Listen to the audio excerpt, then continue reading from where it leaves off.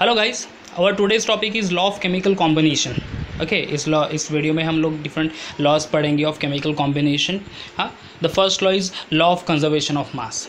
ठीक है, now the law, पहले स्टेटमेंट स्टार्ट करते हैं and then will try to understand that statement with the help of one of the example. Okay, the law of conservation of mass states that the mass can neither be created nor be destroyed. I repeat, the law states that mass can neither be created nor be destroyed. ठीक है, मास create नहीं कर सकते, उसको destroy भी नहीं किया जा सकता। ठीक है, अब मास क्रिएट और डिस्ट्रॉय क्यों नहीं किया जा सकता? बिकॉज मास किसका होता है? मास होता है एटम का। अंडरस्टूड? ओके, एटॉमिक स्पेसीज का मास कंसिडर करेंगे हम लोग। Why? Because the whole universe is made of atom only. Understood ना? Whole universe is made of atom only. Living और नॉन लिविंग जो भी चीज़ है वो एटम से बनी हुई है। एटम फॉर्म्स द मॉलिक्यूल और the compound and then the whole universe is made. Understood? तो वहाँ पे मास किससे हम लोग कंसिडर करेंगे? Of the atomic species. So in short, the atomic compounds cannot be created nor be destroyed. हाँ, maybe it can be converted from one form into the another form. इसीलिए actually law of conservation of mass is nothing but the law of conservation of energy. Okay, law of conservation of mass क्या है? It is nothing but the law of conservation of energy. Okay, इस topic के and में पढ़ेंगे कि वो किस तरह से law of conservation of energy से कैसे इक्वलाइज करता है। See here, स्टेटमेंट क्या है law of conservation of mass का? Mass can neither be created nor be destroyed. अब देखते हैं example. See here, hydrogen gas is burned in air. It combines with the atmospheric oxygen to forms the water. The example is given over there where the hydrogen gas is burned in air.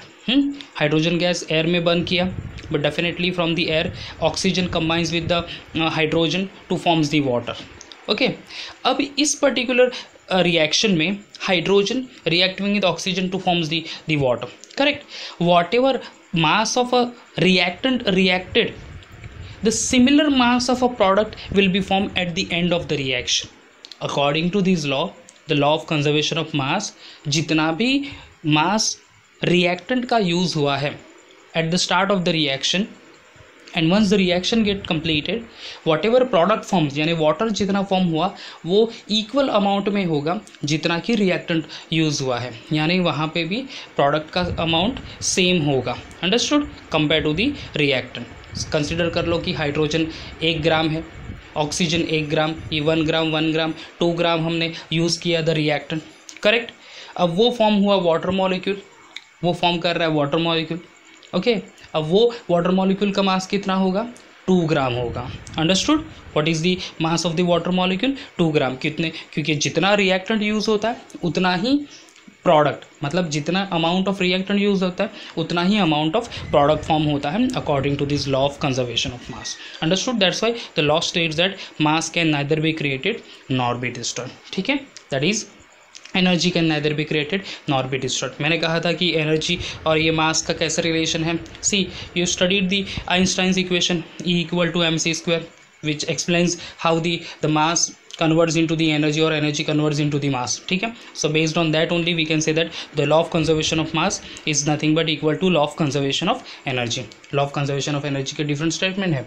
energy can neither be created nor be destroyed, or the total energy of the universe is constant, or the energy of the isolated system in the universe is also constant. Okay, simply other word में कहेंगे कि ना तो energy को बना सकते हैं ना तो एनर्जी को डिस्ट्रॉय कर सकते हैं, सिर्फ एक फॉर्म से अदर फॉर्म में कन्वर्ट किया जाएगा। यहाँ पे भी एटम को डिस्ट्रॉय भी नहीं कर सकते, बना भी नहीं सकते, फिर सिर्फ एक स्पीसीज से दूसरे फॉर्म में हम लोग कन्वर्ट कर सकते हैं। That is law, mass can neither be created not be destroyed. ठीक है, सो हियर एक हाईलाइटर में एक पॉइंट हमने क्लियर किया है based on this law only. The total mass of reactant used that is exactly equal to total mass of product form.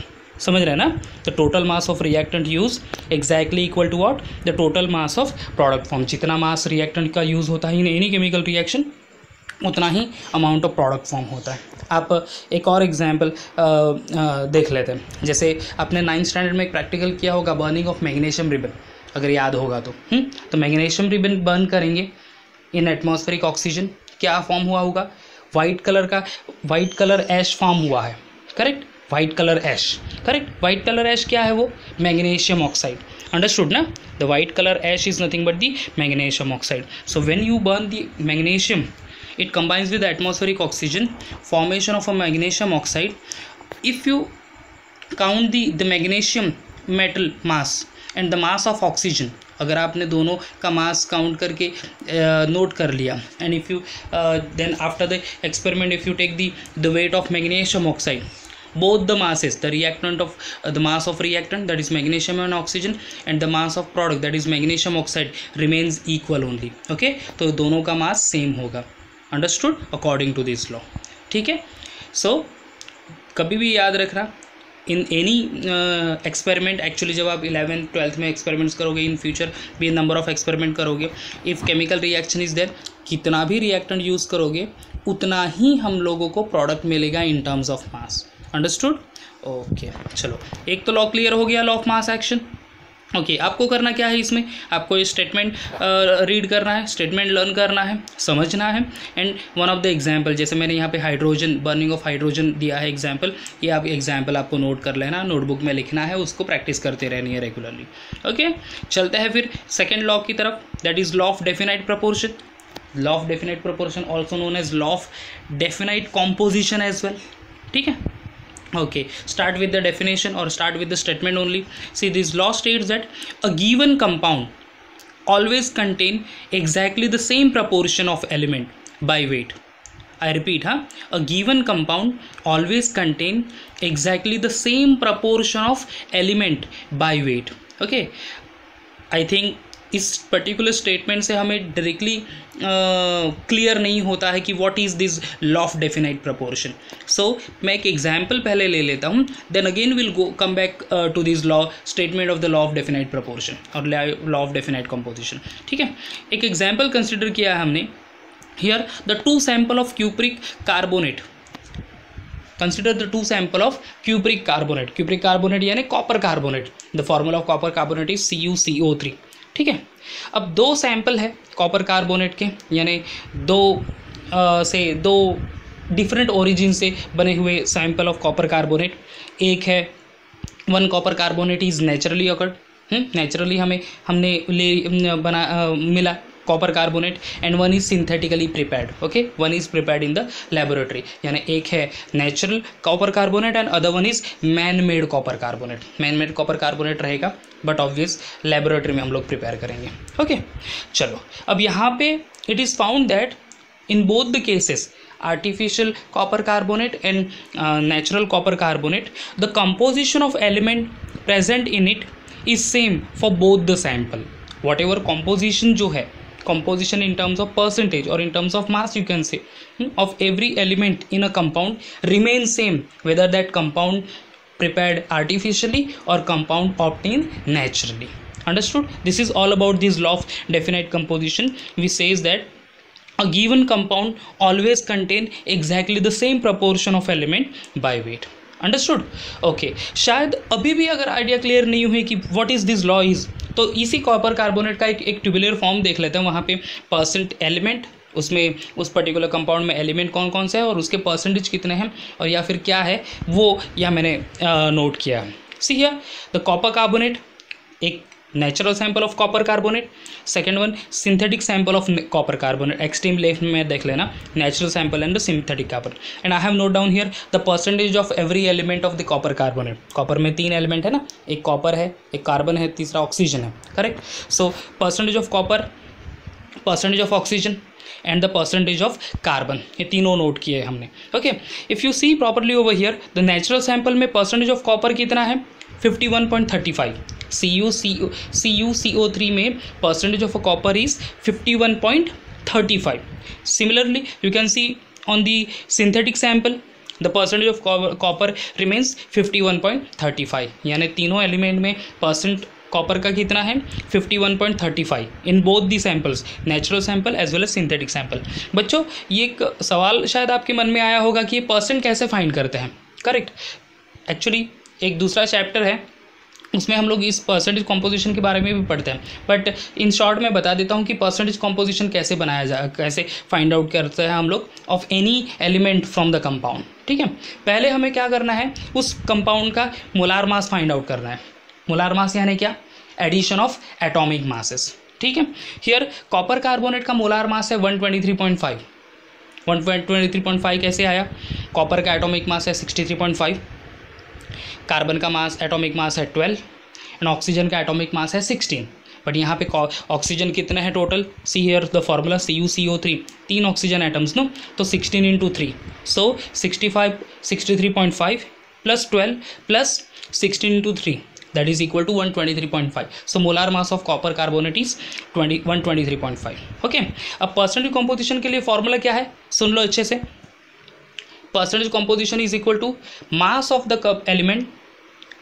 Element divided by mass of a compound. यहाँ पे mass यानी actually atomic mass and molar mass होगा, ठीक है। So I can say atomic mass of an element divided by molar mass of a compound into 100। अगर आप copper का कर लो 63.5 is the atomic mass of copper, ठीक है, 63.5, सो 63.5 divided by 123.5 into 100 you will be getting this percentage 51.35।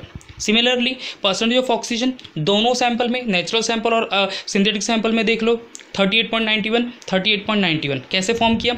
Oxygen का atomic mass है 16 but यहाँ पे टोटल एटम है 3, तो 16 into 3 divided by 1, that is 16 3s are 48, so 48 divided by 123.5 into 100 it comes 38.91 in both the sample, natural sample as well as synthetic sample.